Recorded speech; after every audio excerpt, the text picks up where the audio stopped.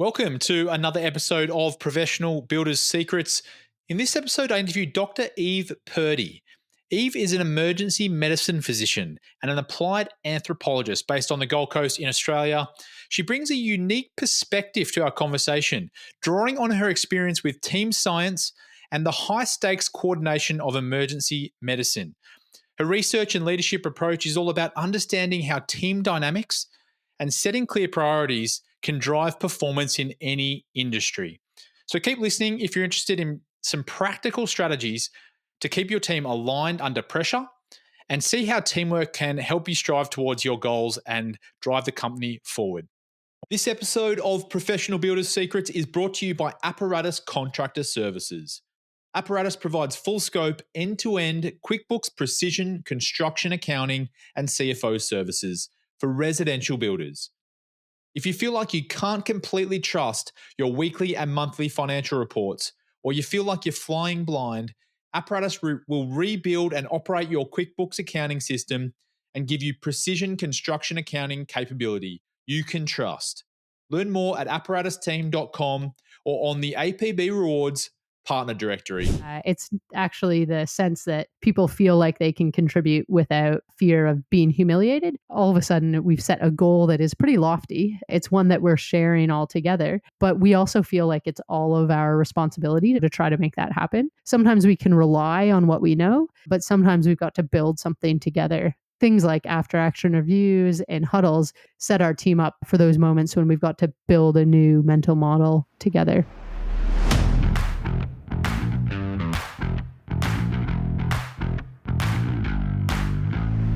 Welcome to Professional Builders Secrets, the podcast for building company owners wanting to grow safely and securely. I'm your host, Will Blunt, and today I'm joined by Eve Purdy. Eve, welcome to the show. Thanks so much for having me. Glad to be here. Very excited to have a chat with you today. It's a little bit different than our usual guests, and your experience, I think, is going to be super valuable to build our audience. But do you want to dive into a bit of that background and what you get up to with your life? Yeah, you bet. I am an emergency physician. I work on the Gold Coast in Australia. You probably hear a Canadian accent, come from Canada, where I did all of my training, but put that to use trying to look after people here in Australia. I also spend a lot of time researching teams in the hospital and how they can work better together to look after patients well. Whereabouts in Canada are you from? A bit all over the place, but Nova Scotia would be home now. Oh, okay, cool. Yeah, my wife's actually Canadian, so that's I got married in Vancouver. She's from Toronto, actually. So yeah, I get over there a fair bit myself. There you go. A bit colder there now than here. It is, but it's a beautiful part of the world. Yeah, certainly.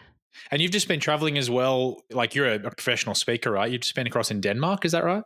I've been spending the last month or so in Norway, Norway, sorry, and have been doing some workshops with teams over there who are trying to actually use simulation or kind of a mock-up of our clinical environment to help us figure out how we can make the hospital and teams work better. So, working with a variety of teams over there. Yeah, really interesting. What similarities do you see between emergency medicine and the residential construction industry? To the average person, they're polar opposites, but I feel like you've got a different opinion on that. Yeah.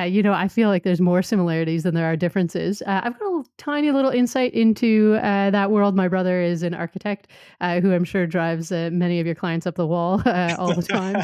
I hear from him and certainly my own experience in houses and places that I've lived in, the immense coordination that it takes for projects like this to work. There's so many moving pieces and there often is a common goal, but there's a lot that gets in the way of accomplishing that together in a way that is timely and safe. And to be honest, that's what happens with us in the hospital all the time as well. There's a bunch of people who are trying to do a good job, but with a lot that gets in the way sometimes. So I think although the problems are different, the challenges that the teams face are actually quite similar. Yeah, that's a great point. Actually, you talk a bit about, I think you've mentioned it before when we caught up around team science. And you take a very scientific approach to a human aspect of business, which I think is fascinating. Can you talk to me more about what that is and how it impacts performance? Yeah, I guess the broad brushstrokes are that we should be using evidence to help us make decisions about the way that our teams work. And I guess if we think about it in construction, we actually just know that there's some materials that hold up over time better in circumstances because we've looked at that over time and we've had practice with it. And so when we're choosing to build a new house, we choose materials not just because we feel like it, but because there's a reason to do it. And I guess when we think about team science, it's the idea that we actually have a lot of evidence to make decisions about the way that our teams and people interact together. And we should be applying that just in the same way that we apply evidence about other decisions that we make. And so, thinking about how do we coordinate and organize our team? How do we communicate? Who needs to know what when? These are really decisions that can be deliberate instead of accidental. So, in the hospital, I feel very strongly that our team should work together by design, not by accident. Just think about applying some of the best evidence to make that happen. When you talk about science and evidence and knowledge that we've accrued over time, what are you referring to? Is there one piece of work that you feel like is the best practice in terms of behavioral science when it comes to teamwork? Look, that is a great question. I think for the listeners out there, if I was going to read one thing that really helped summarize the science around teams, there's a framework by Eduardo Salas and Matthew Tannenbaum. These are two really nerdy researchers who've spent their entire lives thinking about teams, but in different contexts. So they've studied restaurant teams, they've studied construction teams, they've studied healthcare teams, and they have written a book recently that brings all of the kind of studies that have been done over the past number of decades together and summarized it in a book called Teams That Work. And really, they summarize that there's 7 drivers of team effectiveness. So there's kind of 7 things that really impact whether teams work or, unfortunately, don't work sometimes. So if your listeners were going to read one kind of Bible, I guess, on teamwork, that would be the one that I suggest. Yeah, I apologize if there was any clicking coming through my microphone then because I was just jotting it down myself to get it on the reading list.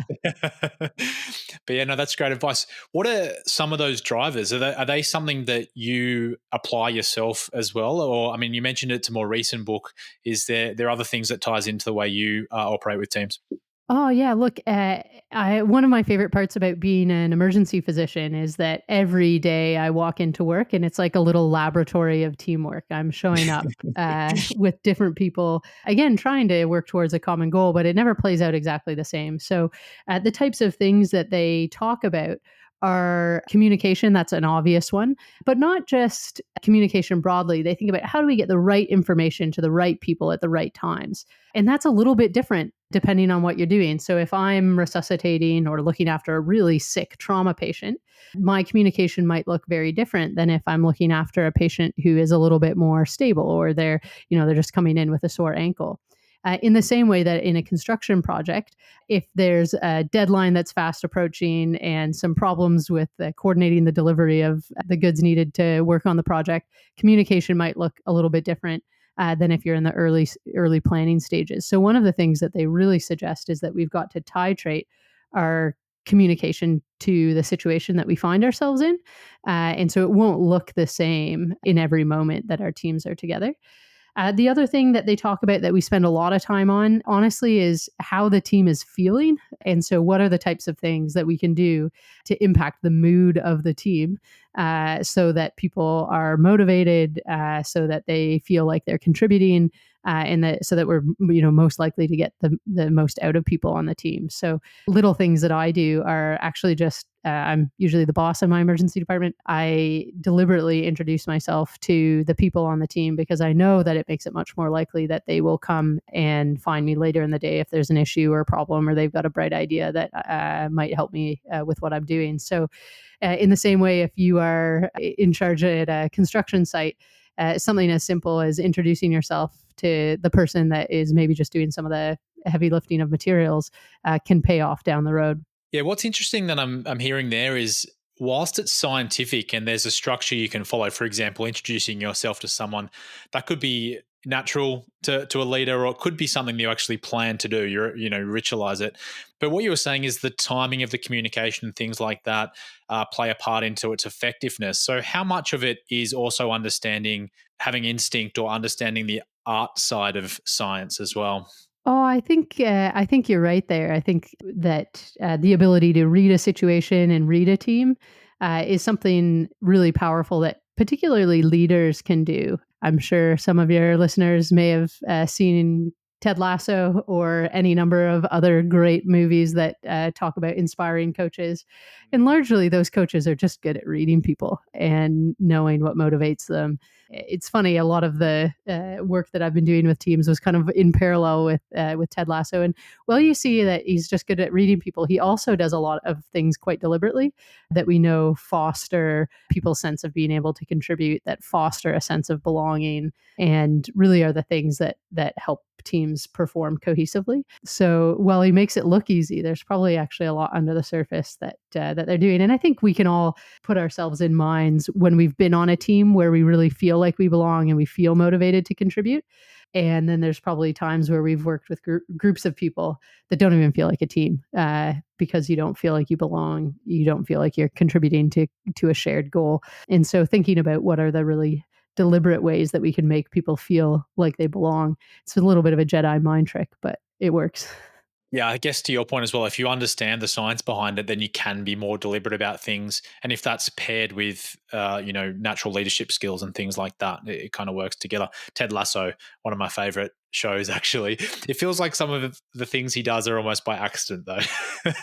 Yeah, yeah, yeah. I think he'd like you to think that, but I think he's Okay. a bit smarter. I bet he's a bit smarter than that. The real life example of that is Popovich, who is a college coach in the States, who has won more games than anybody. The similarities are uncanny in Okay. terms of making people feel like they belong. Is that a football coach as well? A basketball coach, actually. Oh, okay, yeah. Because Yeah. I was on a podcast with someone the other day talking about John Wooden, actually, who's one of the most famous basketball coaches in American history. I thought he had the best college record of all time, but maybe Uh-oh. Popovich is overtaken now. I don't know. Yeah.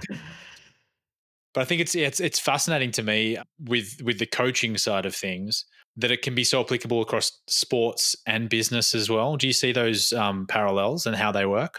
Oh, yeah, absolutely. I mean, one of the things that I think both construction and medicine have going against us is the instability of teams. So, a lot of other groups, if you work in an office, you have the luxury of showing up and working with the same people every day. In construction and medicine, we're often, you don't really know who's going to be on site what day, who's there, what's happening. And in medicine, it's the same. In general, don't ever work with the same people every day. And so thinking about what can we take from across context that might apply in our own, I think is really relevant. So when I learned to be an emergency physician, I learned lots of medicine and lots of, medical skills, who needs what treatment and what procedure. But I didn't learn a lot in terms of leadership. That's not a part of the medical curriculum, yet it is so integral to how I do my job every day. And imagine it's the same for people who are trying to lead a team of people getting a residential project up and ready for people to move into.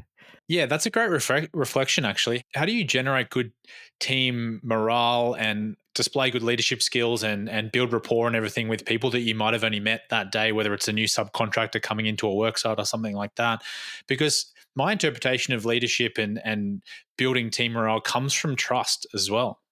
Yeah, I mean, certainly in the evidence, we know that team familiarity is really critical and is one of the best ways for teams to perform at their highest level. So, if you can find ways to do the same work with people over and over again, that's probably really beneficial. But if you don't have that luxury, like a lot of your listeners or like me in the resuscitation room, we've got to find ways to get just in time familiarity and build just in time trust. So in the emergency department, that's what I spend a lot of time thinking about. How do I get this team that's working together for the next, maybe it's just an hour or maybe it's 8 hours? How do I get them to know each other and trust each other? I actually learned a little bit from the construction industry, believe it or not. I live along the Esplanade in Burley. There's about 10 or 12 big high rise projects on the go right now. And I looked out the window one morning at about 6 a.m. when everybody was showing up to do their job, and there was a little huddle happening. So there was a group of about 15 or 20. This was all guys. There was also a dog there. I don't know why there was a dog there, but having a conversation clearly in the morning about who is going to do what. who was helping with what tasks, and some introductions for the team. And that is something in that moment I went, holy smokes, this is what I need in the emergency department. I've started doing it with my teams in the ED ever since. So we carve out 5 minutes to meet each other, figure out what skills people have, and set some expectations for how our team is going to work for the day. And it's been a transformative practice that I was lucky enough to see in the parking lot across the road from where I live. Yeah. I mean, that's amazing. But do you have a set structure for those huddles that you do before a Uh, yeah, because a bit like construction, we don't want to spend all day having these conversations. We try to stick to a pretty simple structure, which is just going around the room with an introduction of people's name, what their role is for the day. And we particularly see if there's roles that people would be willing to take on if a really sick patient comes in. So, like if something bad happens, what roles will people take on? And then I think probably most importantly for our huddle, I really try to focus on, is there something that individuals want to do or learn today? We're a teaching hospital, so I really want to make my team feel like I'm invested in what they want to do or learn. For other teams that I've worked with, that question changes a little bit, and it might be something like, what do you need help with today? So is there something that somebody on this team might be able to give you a hand with that you need help with? So I think finding one kind of small question that links people together can be quite helpful. So instead of it just being all coordinating our work, thinking, is there actually a piece that ties people together and might make some connections for people? do you have any other touch points? Like, I mean, you said sometimes it might just be an hour, so there's probably not a lot of time. But if you're working a longer shift with a group of people, do you ever have other touch points that come back to what you've spoken about in the huddle? Oh, yeah. So oftentimes we actually identify in the huddle that somebody wants some feedback on a specific task for the day. So as the day progresses, we'll try to make that happen. So I might go observe what they're doing and then give them some very specific and directed feedback about how that went. I guess what that allows is for kind of this idea of continuous growth and development for individuals, but we also try to do that at the team level. So if we have a particularly sick patient or a case that's a bit challenging, we try to come back together as a team and do what we call as an after action review, which actually comes from the military, again, stealing liberally from other places. But this idea that our team can actually just talk about what happened, why it happened, and if there's anything that we might do different next time, that hopefully allows for some continuous growth. So you could very easily imagine a construction team doing this. I know it's something that a lot of groups in the oil rigs do, but either at the end of a day, or let's say if something goes wrong on site, or there's a particularly kind of challenging task that the team needs to come back to continue to try to work on tomorrow, then just finding 5 minutes as a team to come together and say, where are we up to? What could we do better?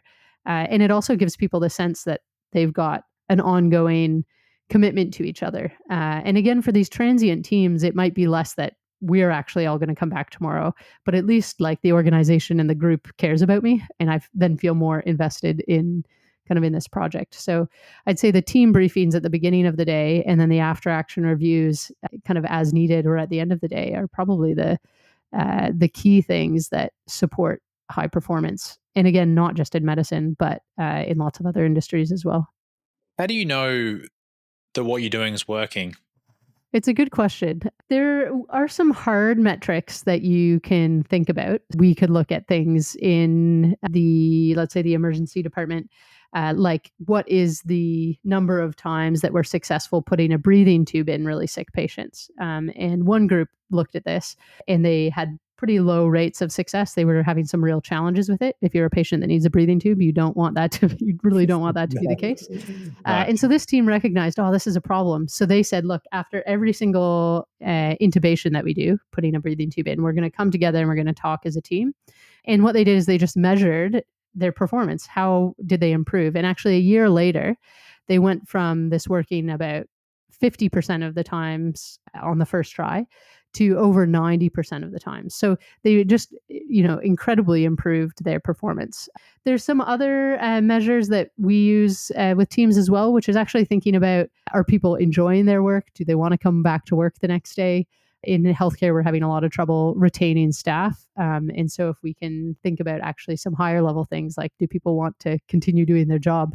And do they want to work for me again or work with me again? Those can be some pretty powerful measures as well.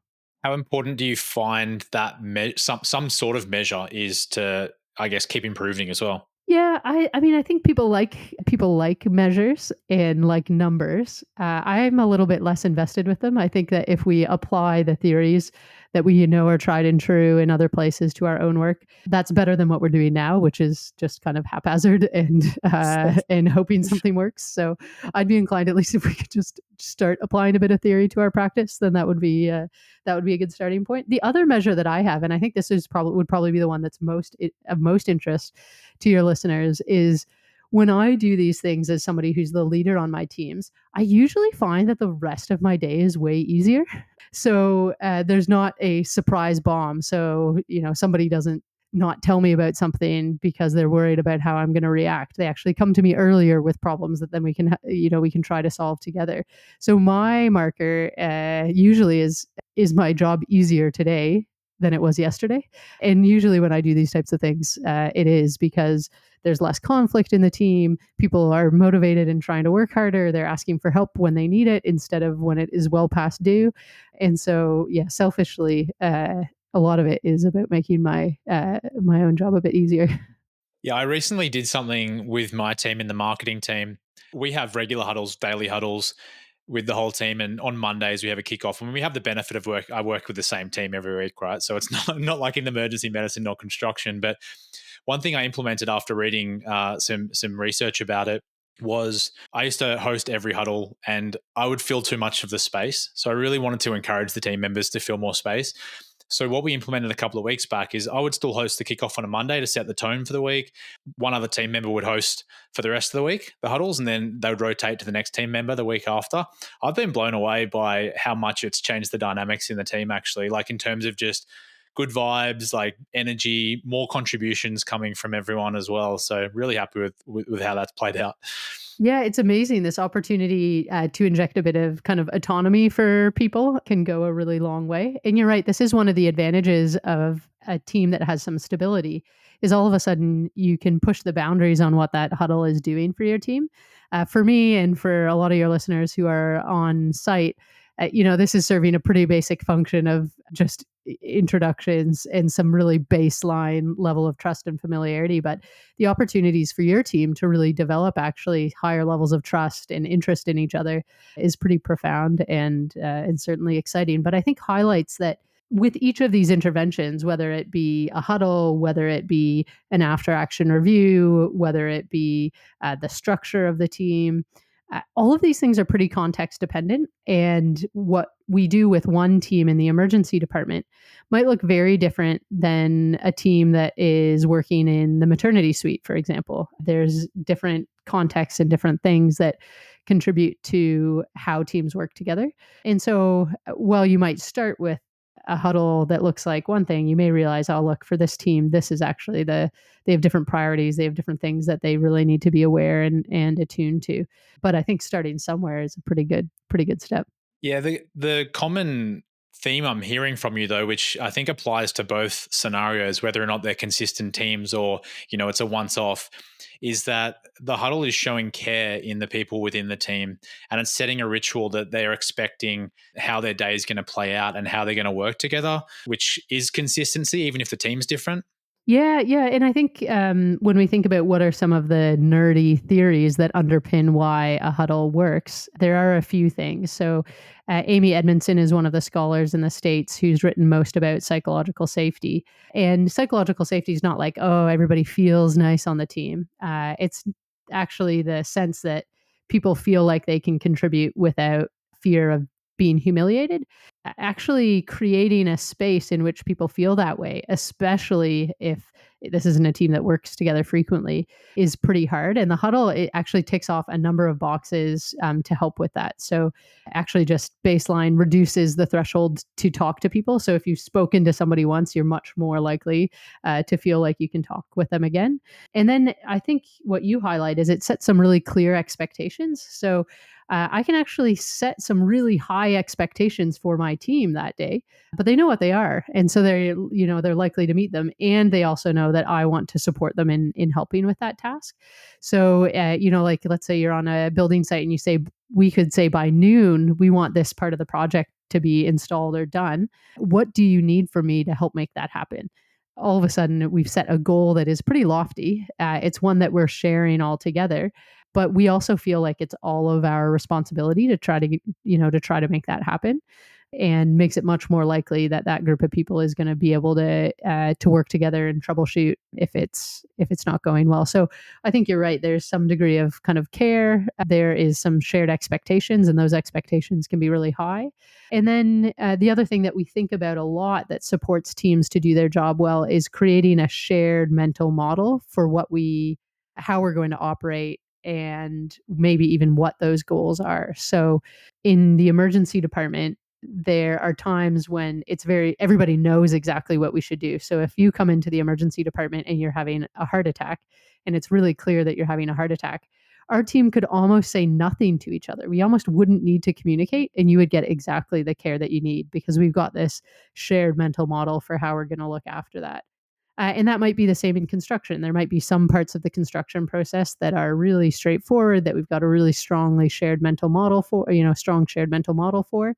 But there might be other parts of the construction process, like maybe the person whose house this is has ordered like a super weird lamp that is at high risk of breaking and costs a bajillion dollars, and we've never put this up before.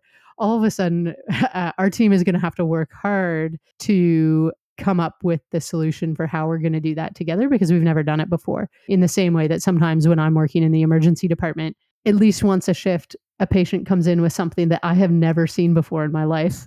And I have to work with my team to sort out how we're going to best care for them. And that requires a lot of explicit communication and building a new mental model in real time. So sometimes we can rely on what we know, but sometimes we've got to build something together. Things like after action reviews and huddles set our team up for those moments when we've got to build a new mental model together. Yeah, I don't think anyone on a job site, well, at least not regularly, is dealing with the same level of extreme emergency that you guys are in the emergency ward. But like from a heart attack point of view and those kind of things. But I think when you refer to mental models, builders are referring back to their processes and systems for building or for running the business, right? Do you know what I mean? So if they've got them documented in manuals and it's really clear in the training and everything like that within their company, then that's what they fall back on. And a lot of the things come second nature because you've got those in place.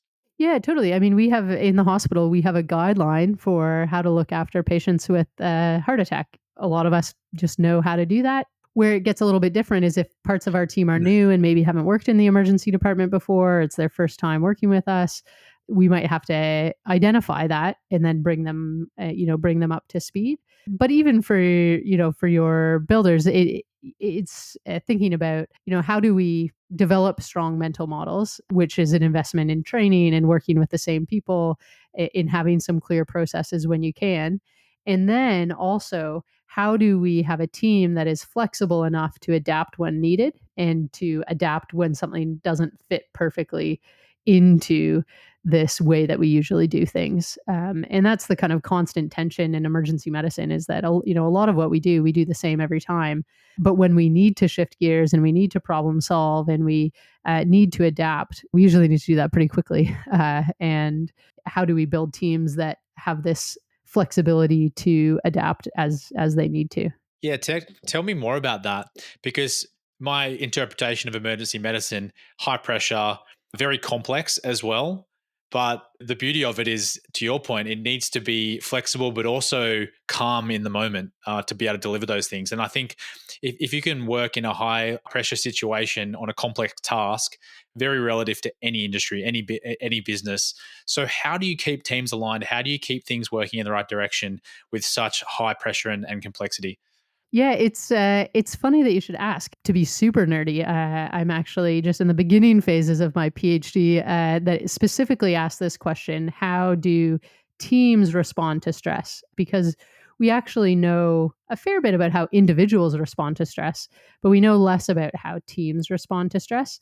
And it seems like there's a few things that are really stressful for teams. So, one is when we're not familiar, the other is when there's just a challenge that is really hard. The next is when there's uncertainty or ambiguity, when the kind of even the problem isn't clear, that is really hard for teams. And then there's a few others, but the last one is actually just the combination of all of these things together is quite stressful. So most teams can deal with one or two stressors, but as soon as they start adding up, that's when we start to see a degradation in performance or things going totally awry. We've all been in that spiral before where we can feel that this is not going well. And it turns out there's probably a few things that are protective for teams' ability to adapt and flex and meet challenges head on.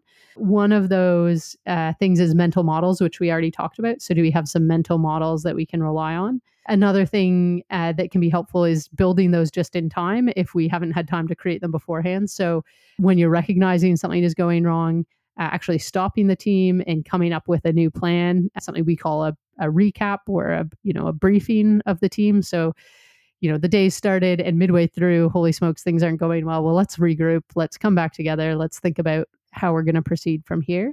And then there's some really key leadership behaviors that impact the affect of the team. And I think that's what you're talking about, kind of the mood of the team. And it seems like leadership behaviors specifically are pretty important for managing the mood and the affect of the team. So how you're treating people, not getting immediately frustrated, offering support, being vulnerable in yourself. So it does seem like team leaders are particularly important.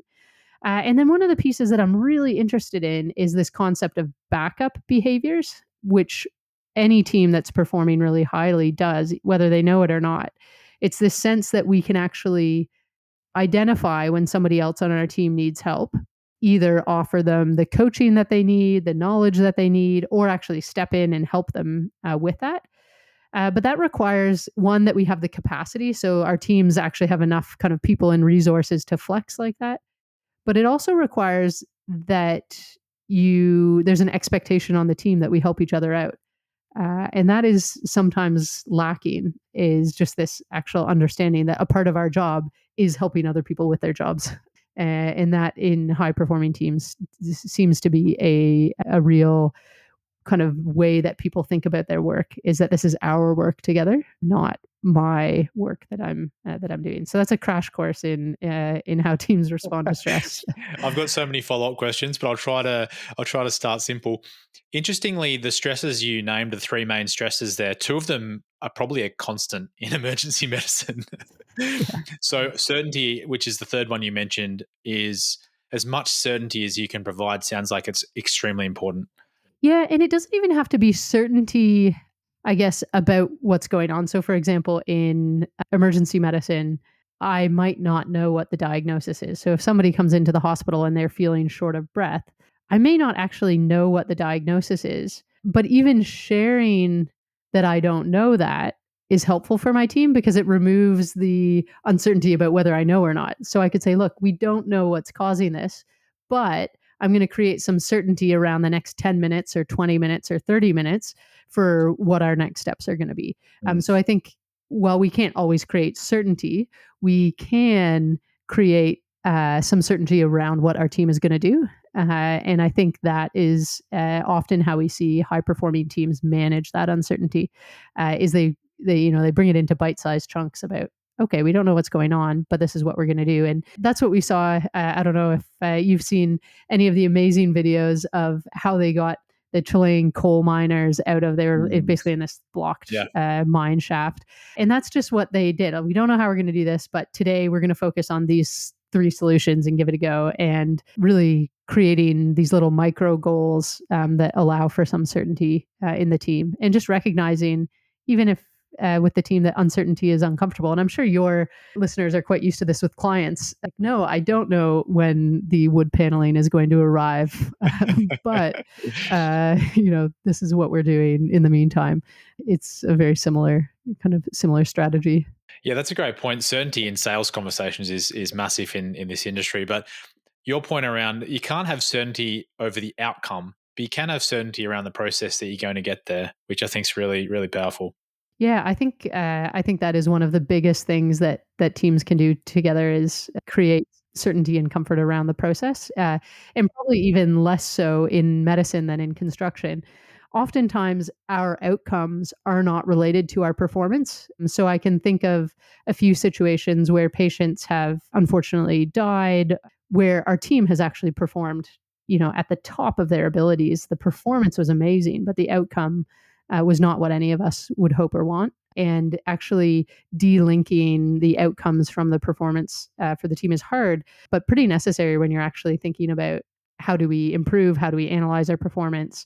And so I think that's a really great point that the process and the outcome aren't always tied together. That's a really good point in terms of recognizing things within a team, actually. Do you recognize the outcome or do you recognize the process? Oh, it's one of the biggest challenges for our team, specifically actually as it relates to after action reviews. So, in medicine, debriefs or after action reviews have had much more trouble than other industries in gaining foothold as a way to improve performance because they've largely historically in our profession been linked to things that have gone really wrong. Just like we see in the construction industry, when there's like big disasters that happen, we all need a debrief.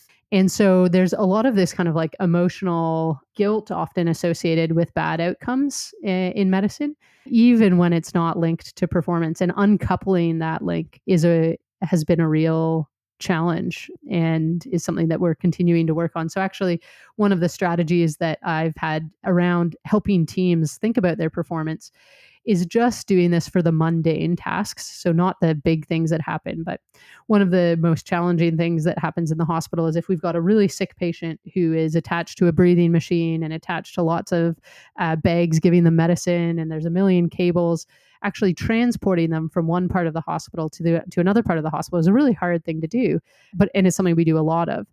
And so we've actually gone and said, well, why don't we actually just have a talk every time we do that about what could go better the next time and what went well this time?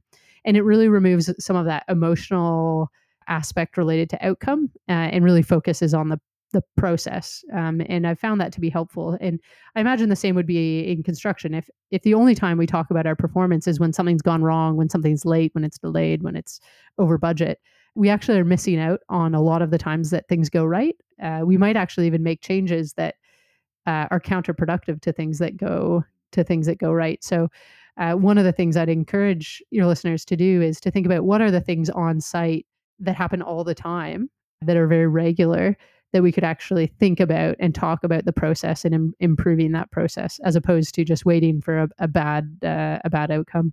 Yeah, that's a great point. I mean, the other thing for them to consider is not just the on-site side of things. I mean, they're running businesses where they have a sales process, a marketing process, an administrative process for hiring, and all these different things as well. So there's so many processes within their companies that they can review. To your point, and look at it from that perspective. You've mentioned mental models a number of times, and I feel like we've skimmed over it a little bit too much. I want to dive into what that is and how someone out there listening today can actually apply that to what they're doing day to day? Yeah, a mental model is probably the best way to explain it is kind of like a team brain, or at least one part of a team brain. And so it's this idea that we can all have a shared understanding about what the goal for something is, how it's going to get done, and who's going to be involved. So there's kind of different aspects of a shared mental model. Who's doing what, whose roles are involved, and what are each of them going to do. What is it that we're actually trying to accomplish, and how are we going to get there? And for some things, we have a very clear shared mental model. I'm just trying to think of an example of that might You can just use be a medical example if you want. It's fine. yeah, medical example, or I'm just trying to think like of a daily life example, even because Oh, we all have mental models for all sorts of things. So let's say your partner says to you, "Can you get the kids ready for bed?"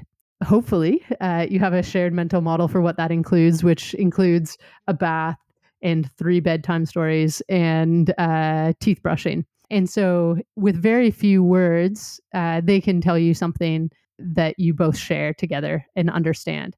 But if, let's say, there was a babysitter there who came in and your partner said, "Can you just get the kids ready for bed?" The babysitter might not actually know what that means, and they might give them a shower instead of a bath. They might only read one book, which then leads to chaos because the kids are screaming and everybody's upset. Yeah. And they might not realize that nighttime is when they brush their teeth. So that's probably the best example of a mental model that I can come up with, which is just this shared understanding between a group of people about how something is going to go. And you can see how that could go wrong at all sorts of different points. So if you have instability in a team, oftentimes there's troubles with mental models. If you have an uncertain problem, not we actually haven't had our friends. Our child's friend over, and we don't know what bedtime means for him.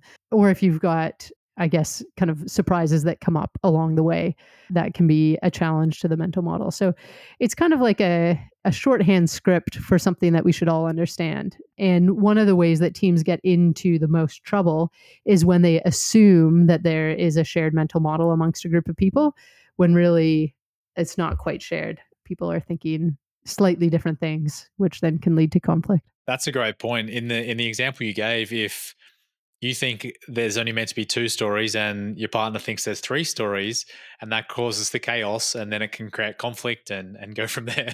Yeah, and then it rapidly spirals out of control if it's not, Yeah.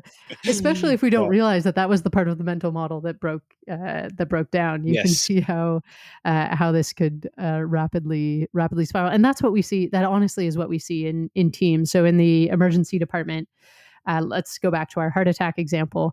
When a patient comes in with a heart attack, I know that there's 3 drugs that we usually give them to help out. But if there's a new nurse that comes onto the team, I might assume that she also knows those 3 drugs. And so I'll just say, "Oh, can we get the medications ready?" If I haven't created the conditions where they can say to me, "I don't know what you mean by that. Can you be more clear?" If they're a bit nervous about saying that, if they think, "Oh, I'm a bit silly, I should know this," they might just get the wrong medications out, or not drawn up in the correct doses. That's actually that's all of our responsibility in that moment to get right. But if I'm working with a really seasoned emergency nurse and he's been there for 20 years, he'll probably have the drugs ready before the words even come out of my mouth. Well, Eve, you've provided a ton of value today on team science and how the building companies or anyone listening today actually out there can drive better performance from their teams and just be more aware of it.